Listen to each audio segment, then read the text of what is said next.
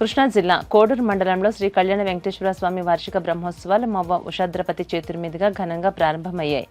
మొదటి రోజే భక్తులు భారీగా తరలివచ్చారు. ప్రత్యేక అలంకరణలో స్వామివారి దర్శనమిచ్చారు.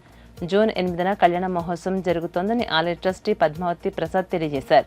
ప్రధాన అర్చకులు శ్రీధరాచార్యుల ఆధ్వర్యంలో ప్రత్యేక పూజలు జరుగుతున్నాయి. ఉషాద్రిపతిని ఆలయ కమిటీ ఘనంగా సత్కరించింది.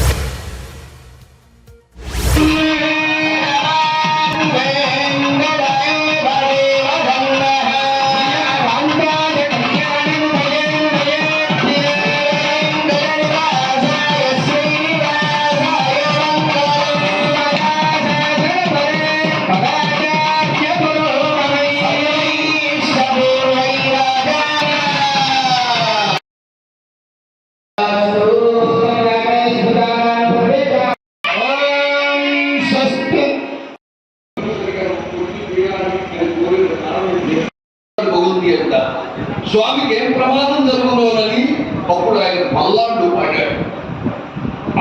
ఆరతి ఇవ్వటం అనేటటువంటి మంగళాశాసనం అది కేవలం వైష్ణవ తత్వం నుంచి వచ్చినటువంటిదే. అంతకు ముందు ఈ మంగళాశాస్త్రం లేదు.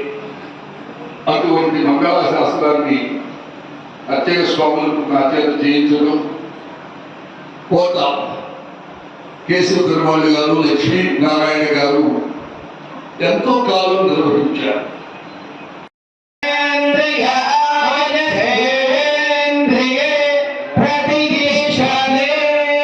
అటువంటి నన్ను ఎక్కడికి వెళ్ళమంటావు ఏమిటి?